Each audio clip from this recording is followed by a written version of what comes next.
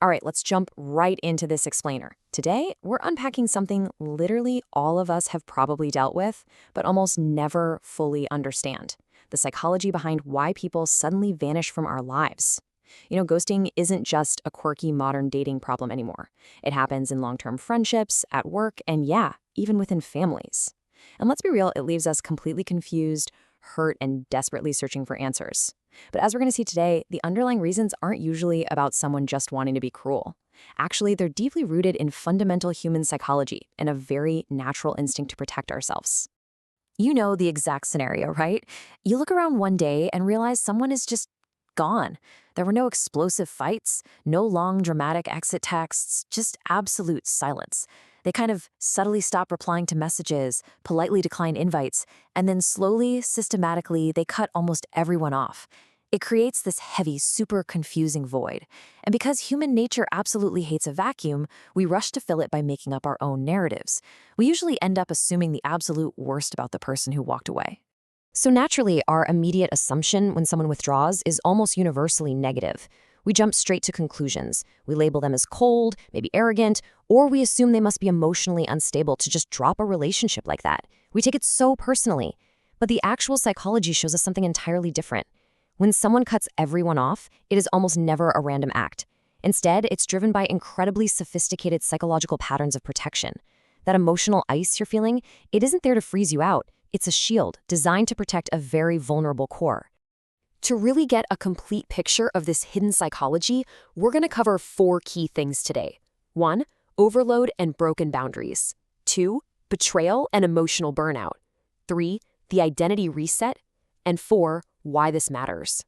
Okay, starting with Section 1, overload and broken boundaries. Let's talk about what happens under pressure. So the absolutely crucial thing to remember here is that the human brain has hard physical limits. We totally forget this in our day-to-day lives. Constant emotional demands, ongoing conflict, or just endless subtle criticism can literally exhaust a person's nervous system. Cortisol just floods the body day after day, keeping them stuck in this constant state of low-level fight or flight. Psychologists call this psychological overload. And when this intense stress goes on for months or even years, the brain doesn't just politely ask for a break, it actively forces a shutdown into protection mode. The mental bandwidth is simply maxed out, zero room left for negotiation. In fact, sometimes the absolute easiest way, actually maybe the only way to reduce that overwhelming pressure is just simple distance. Now, to outsiders, this sudden fade-out looks incredibly dramatic, right? Maybe even aggressive. But internally, for the person doing the cutting off, it just feels like profound relief. It is literally the equivalent of finally turning off a deafening fire alarm that's been ringing in their ears for years. They aren't trying to make some big statement. They're literally just trying to hear themselves think again.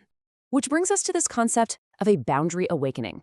Look, a lot of people who end up cutting others off don't start out that way at all. They usually start by tolerating way too much, ignoring glaring red flags, and constantly handing out second chances just to keep the peace. But psychology shows us that chronic people pleasers eventually hit a definitive, hard breaking point. And when that realization hits, the shift is wild. Instead of trying to slowly negotiate boundaries after years of being ignored, they just bypass the conversation entirely. Talking hasn't worked, so they remove the person completely. Moving right along to Section 2, betrayal and emotional burnout. Trust is undoubtedly the bedrock of human connection, right? It's how we cooperate. But when someone experiences a really deep betrayal from the people they trusted most, like a partner or a best friend, it fundamentally rewires their brain. It triggers the state called betrayal sensitivity. The brain learns a really painful lesson and becomes hyper alert to possible harm. It starts viewing future relationships, and sometimes even current safe ones, through this lens of potential danger, just constantly scanning for the next hidden trap. Because the mind is now working overtime trying to prevent future trauma, isolation literally turns into a survival mechanism. It isn't about building a wall to punish people. It's just that cutting people off feels like the absolute safest, most guaranteed way to avoid being deeply hurt again. The subconscious logic is super straightforward. If there's no one close to you, there's no one who can betray you.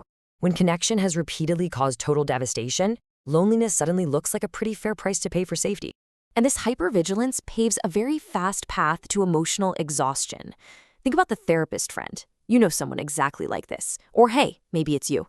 It's the person who naturally falls into being the permanent emotional support system for literally everyone. They're constantly listening to problems, expected to have all the right advice, and taking on an incredible amount of weight. But carrying everyone else's baggage inevitably crushes their own foundation. They pour from an empty cup until the cup shatters. Total emotional burnout. When that absolute burnout hits, man, the mind just starts craving peace and quiet above anything else. Stepping away from people in this state, it's not a calculated move to be cruel. It's not manipulation. It is a necessary biological mandate for their exhausted mind to recover, recharge, and just find a moment of absolute silence. Just like a broken bond needs a cast and immobility to heal, a severely burned out mind needs social sensory deprivation to stitch itself back together. All right, section 3, the identity reset. Psychologists call this phase identity reconstruction. Think about a time you went through a massive paradigm shift, maybe after a terrible heartbreak, a major failure, or on the flip side, a period of explosive personal growth. Coming out of that, you might simply realize your old environment just doesn't fit the new you anymore. It's exactly like a plant outgrowing its pot. The roots literally have nowhere left to go. During this reconstruction, people naturally distance themselves from old habits and relationships. Those ties are anchored to a past version of themselves that simply doesn't exist anymore. Staying connected would only hold them back. And finally, section 4, why this matters. So, what should you actually take away from all this? Ultimately, we need to completely reframe how we view this behavior. We have got to stop jumping to the conclusion that someone cutting ties is displaying a character flaw or arrogance or inexplicable coldness. Instead, we need to recognize it for what it truly is, a necessary, psychologically driven mechanism for self-preservation. It's about a maxed-out brain craving peace from overload, a betrayed mind seeking safety, or an evolving person realigning their life with their own undeniable growth. As we wrap up this explainer, I want to leave you with one final, provocative thought. If a person's brain is completely overloaded, if their boundaries have finally kicked in, and if distance is the only thing creating an environment that matches who they are becoming, is walking away really an end, or is it simply a necessary beginning? Keep that fresh perspective in your back pocket the next time you see someone quietly step away.